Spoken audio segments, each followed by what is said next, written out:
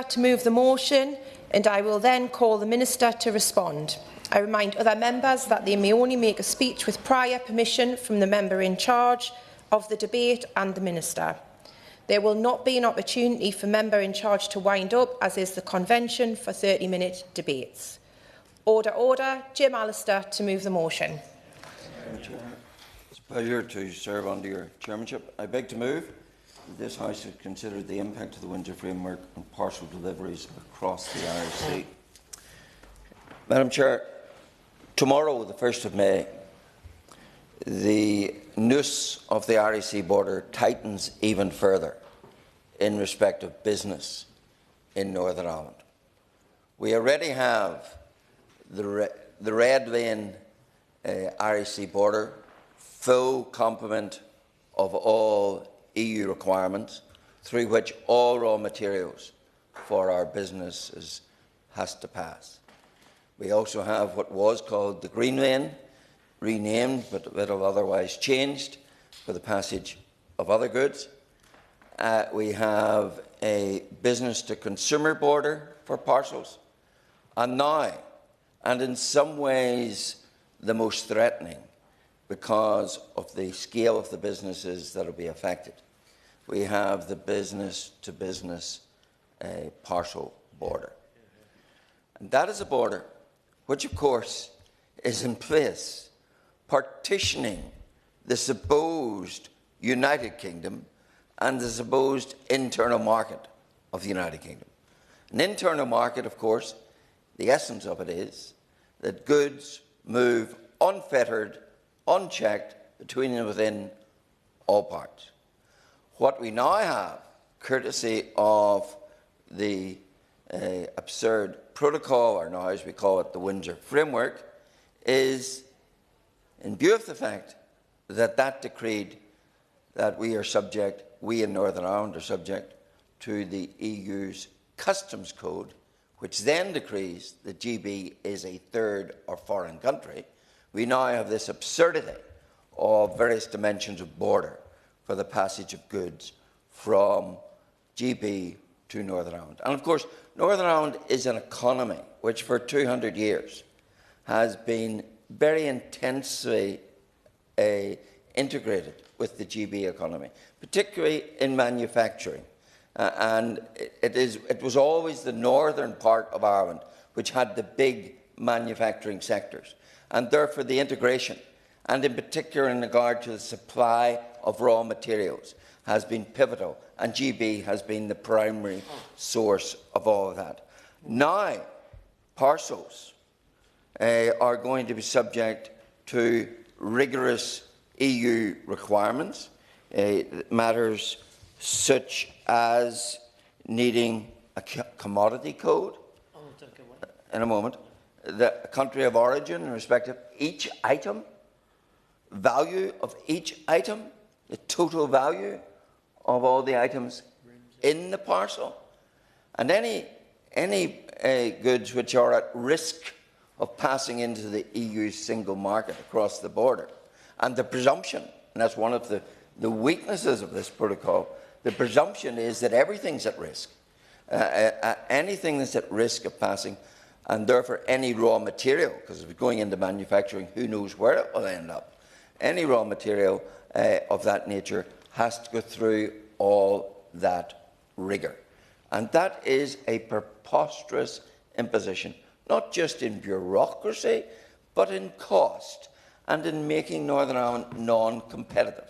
Because it means the business manufacturing something in Northern Ireland, which then wants to sell back on the GB market or whatever, is subject to restraints which are going to increase the costs, and therefore they are less and less competitive. And that is one of the greatest iniquities of the sea border and of the business to parcel border. And I want to make this point.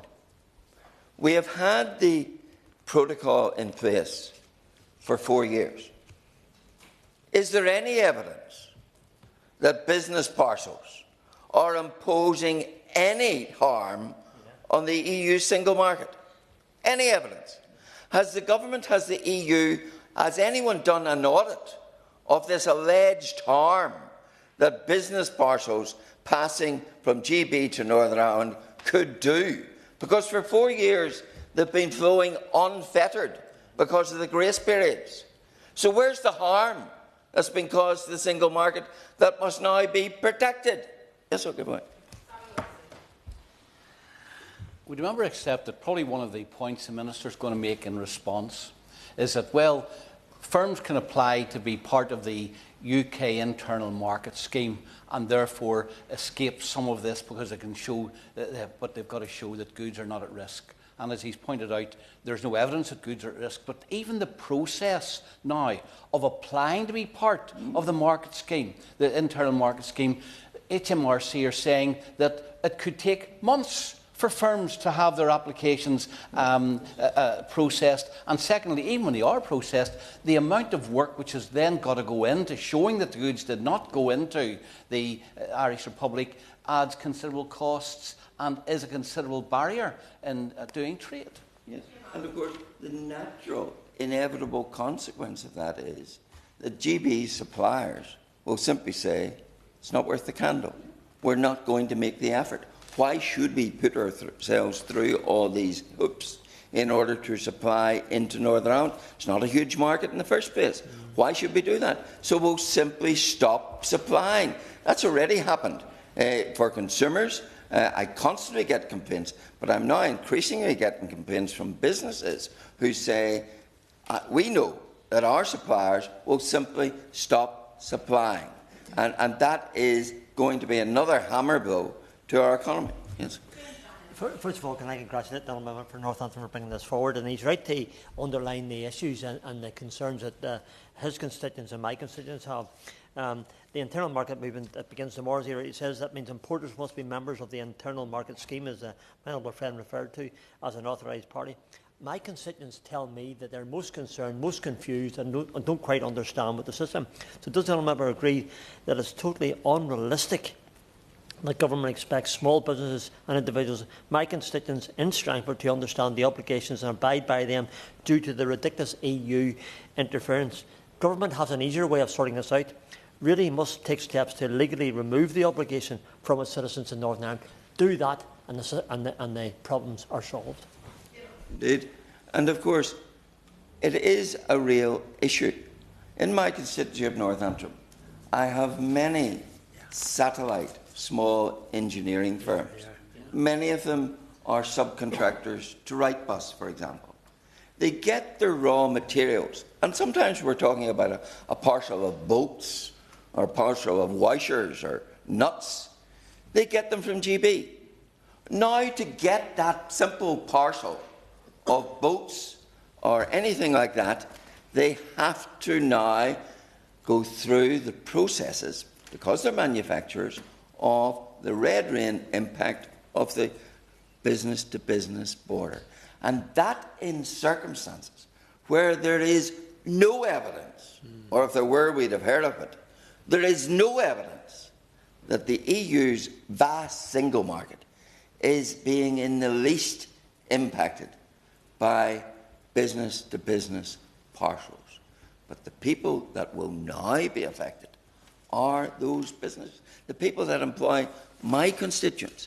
And of course, the other consequence of this, the machinations of this border, is this, that when GB suppliers stop supplying, and you have to get your raw materials from somewhere, some of them will have to come from the Republic of Ireland. And of course, that is the overall underlying intent of the Windsor Framework, to reorientate the economy of Northern Ireland away from its GB routes and connections, and to force an increase in all Ireland trade. And here we are arriving at a situation where we have a perfectly unfettered all-island single market. But the nation of which we are a part, the United Kingdom, our single market is now fettered and partitioned. And that was the intent of the protocol, because the protocol was always about making Northern Ireland the price of Brexit. And so it is turning out to be. Yes, sir. And the members outlined very clearly the bureaucratic issues which are involved here, which disturb trade, the political implications, the long-term political implications, but we also accept that for firms there are economic implications. Either they are forced to purchase goods from elsewhere. If they weren't purchasing from elsewhere in the first place, probably because they were too expensive, so they've got more expensive ones. And secondly, sorry. I don't know how to turn it.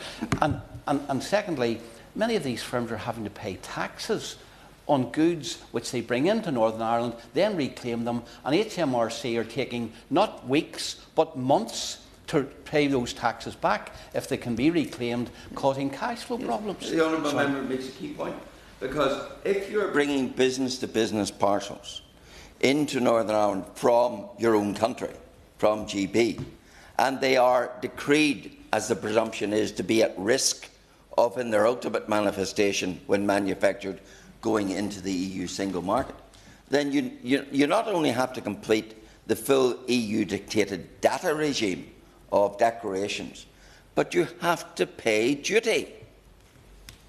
And you have to pay duty to bring goods from your own country to another part of your own country. That is how extensive and how wrong placing Northern Ireland on the EU's single market and customs code has proven to be. That now to move goods, they are subject to taxation tariffs because they're moving from a foreign so-called single market into what's decreed to be the entry point to the EU's single market. And I have a question for the Secretary of State. Where will those duties and when will those duties be collected? Because the Honourable Member for East Antrim has pointed out, we already know that when duties in the Red Lane, for example, are collected, and they may be recoverable if you can ultimately show, and the onus is on you, that they don't go into the EU single market. You pay duty on them on the presumption they will. If you can ultimately show they won't, you're entitled to reclaim. But it is taking months upon months. But the question I have for the Secretary of State is, where and when will the duties on parcels be collected? And will the parcels be held until the duties are paid? Are we really going to get into the ludicrous situation where someone buying a parcel of boats to bring them into Ballymena or Ballymoney is going to have to pay duty on those boats, because he's bringing them from a foreign market, even though it's the GB market? Where and when will he have to pay that duty? Because we all know that he will wait months upon months to ever get that duty back, if he can demonstrate, and it's very difficult in a manufacturing situation, if he can demonstrate that the end product never went near the EU.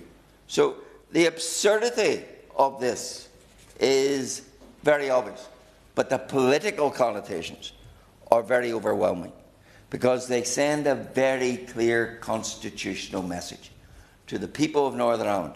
You're not really any longer a part of the United Kingdom.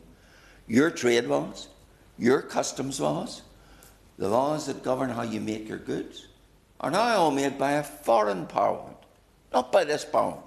And here I am, a member, standing in the United Kingdom Parliament, dealing with a situation whereby we're talking about something where the rules that govern it are set by a foreign jurisdiction, and they are rules of that foreign jurisdiction where it is their foreign border.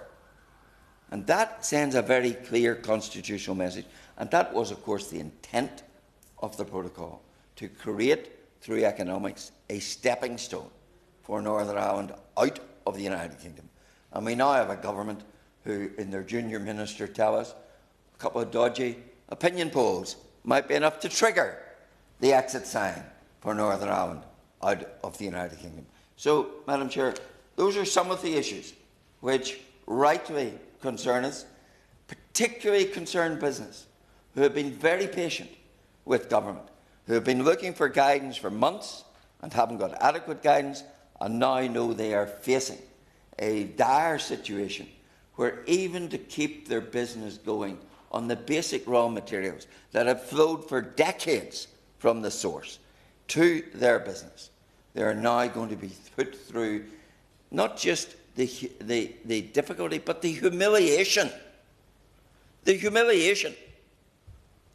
of not being a proper part of this United Kingdom. And the Secretary of State can tell us all he likes about how we have access to dual markets. No, we don't. We have unfettered access to the EU single market, but our access to and from GB is very much fettered by these rules. And that is the fundamental objection to a nation, to a part of a nation whose economy is so intertwined with that of Great Britain. Thank you.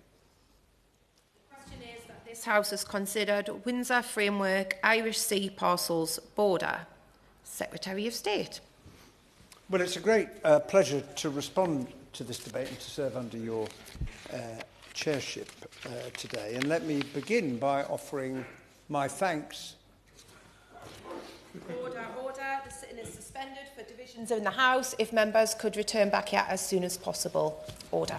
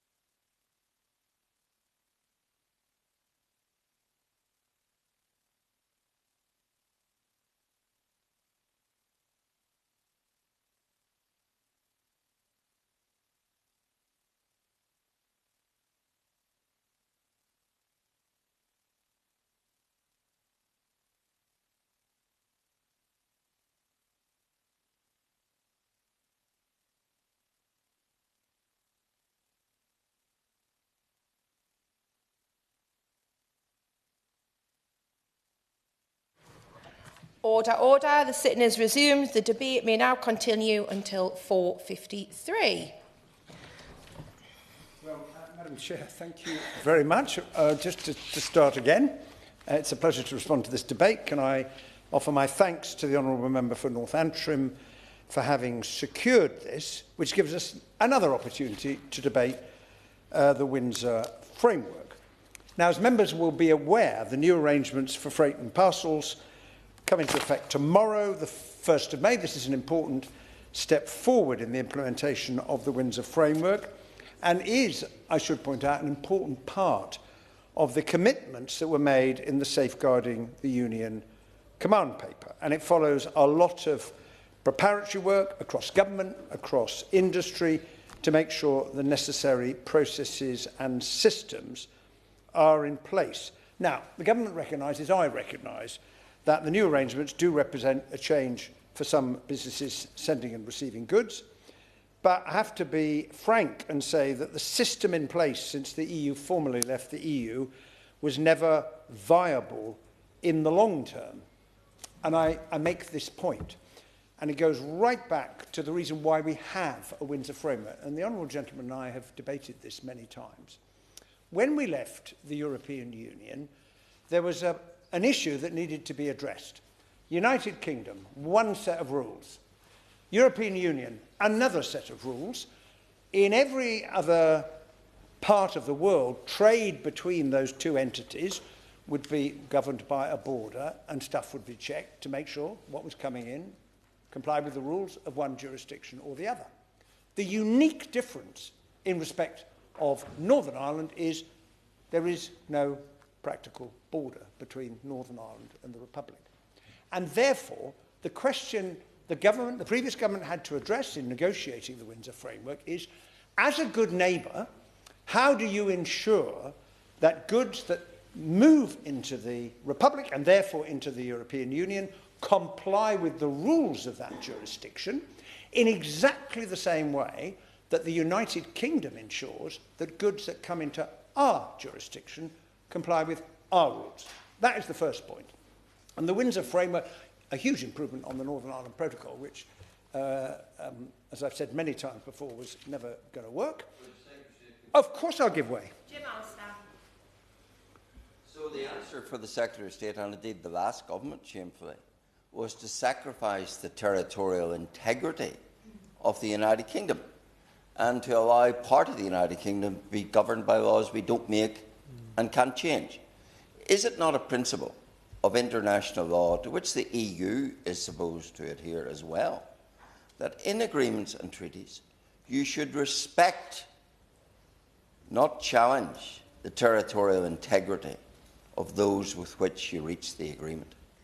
And that is the source of the problem. We sacrificed the territorial integrity of the United Kingdom in respect of Northern Ireland in order to placate the EU, who had their objectives in that regard. Well, I simply do not accept that characterisation of what we are debating and what I am seeking to describe. And I return to the point I was in the process of putting to members here. There was a practical question, a very practical question, that had to be addressed. Now, there may be those who argue, well, that's not our problem, leave the EU to work out what they're going to do. But that would not be the response of a good neighbour, and we wouldn't do it ourselves, and therefore we should not have done that to the EU. And the Windsor Framework recognises the nature of the practical problem and finds a mechanism for dealing with it. And the same is true in respect of parcels, because the United Kingdom would not allow parcels from any other part of the world to come into the United Kingdom without us needing to know what was in them. We wouldn't permit that, would we? Well, we certainly wouldn't. That's not the arrangement we operate.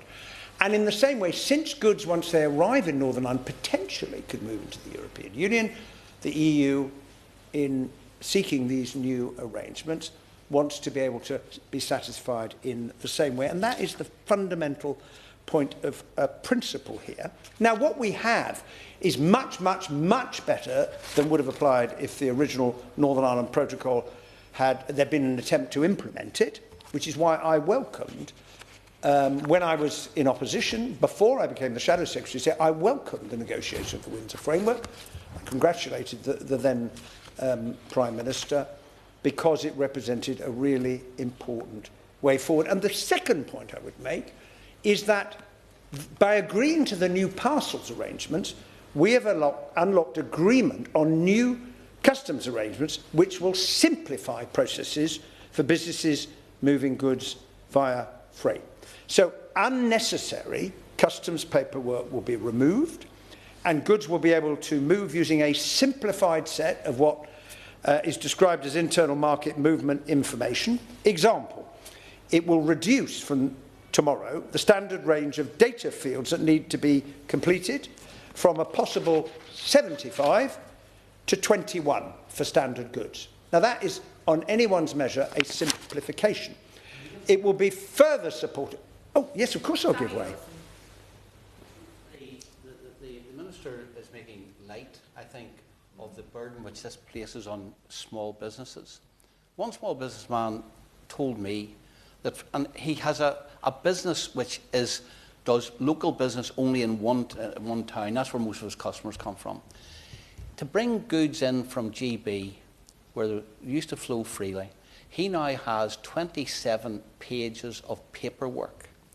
And since he does a mixture of all kinds of goods, you can guess how many goods that's spread over. He says, look, I could spend all my time fill the paper in and have no time to sell goods. So, I mean, let's not play down the bureaucratic burden which this presents. For many, it makes business almost impossible. Yeah. Well, I would say to the Right Honourable Gentleman, I'm not seeking to play down anything, and if he would be kind enough to write to me with the information and further details of the business that he has described, then I will, of course, look into it and come back to him. I was about to say that this change will be further supported by the introduction of the trader goods profile, which holds data based on past movements, and it goes directly to the point the Right Honourable Gentleman has just raised about obligations it puts on businesses, because using this in many cases, this data set can, in the jargon, auto-populate forms for freight movements. In other words, fill it in automatically, so you only have to add things like ordinary commercial information, the volume, the weight, the invoice value.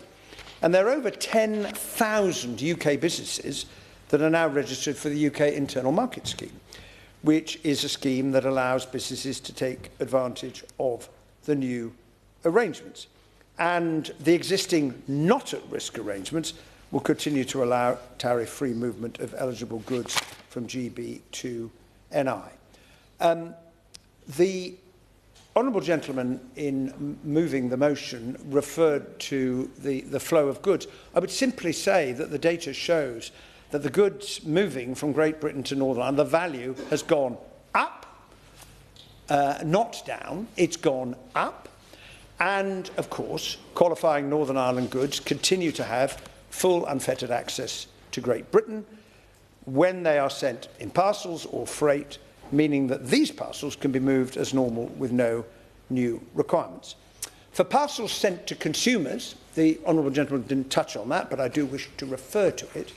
No customs declarations, safety or security declarations or customs duties are, of course, required for movements from Great Britain to consumers in Northern Ireland in accordance with the new arrangement. And the practical effect is that there should be no noticeable change for people sending parcels to friends and family in Northern Ireland, and minimal noticeable change for most consumers sending and receiving parcels that move from Great Britain to Northern Ireland.